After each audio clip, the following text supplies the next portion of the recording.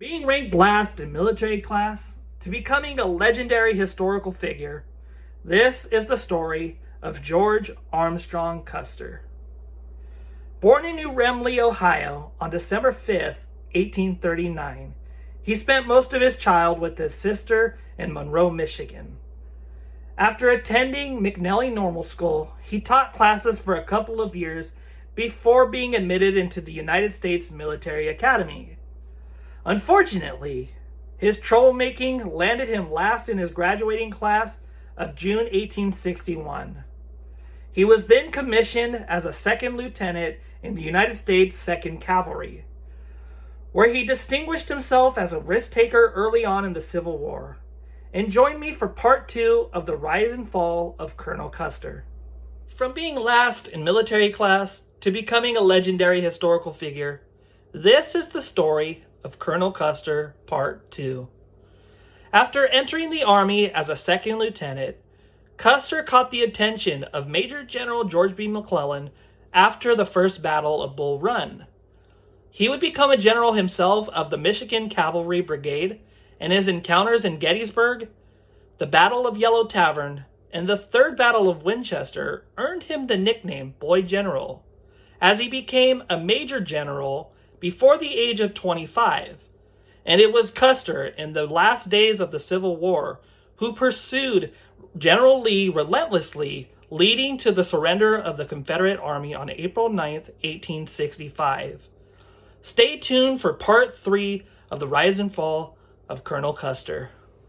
After the Civil War, Custer was reverted back to the rank of captain, but rose again to the rank of colonel and put in charge of the newly formed 7th U.S. Cavalry to strike fear into the natives, who the U.S. government deemed a deterrent from their plans of manifest destiny. His behavior became increasingly erratic, ordering deserters to be shot and even abandoning his regiment in Fort Wallace to visit his wife, who was his biggest supporter in ideas of grandeur. He was found guilty of misconduct in 1867 and was placed under suspension without rank and pay for an entire year. But that suspension didn't last long. Stay tuned to the rise and fall of Colonel Custer, Part 4. Custer was reinstated well before his suspension was up, and he established himself as the top fighter against Native Americans. His aggressive nature was seen as an asset, especially when he and the 7th Cavalry Regiment destroyed the village of the Cheyenne chief Black Kettle. He was then sent up to the Black Hills in 1874 to find gold.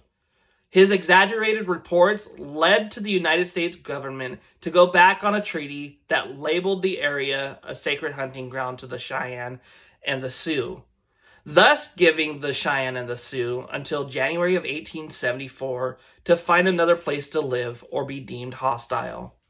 This would lead to Custer's fatal folly. And stay tuned to the final part of the rise and fall of George Armstrong Custer. When the Cheyenne, Sioux, and other non-reservation tribes teamed up under the leadership of Sitting Bull to resist the takeover of their land in the Montana Territory, the United States government responded by sending Custer to the south and 2 other Army divisions to the east and west. Custer's job was to drive the natives north into the waiting arms of General Terry and his forces. But Custer would make a fatal mistake on June 25, 1876, when they approached too closely and were spotted. The Battle of Little Bighorn left none of the 7th Cavalry alive, and Custer was stripped of his clothes and their horses taken.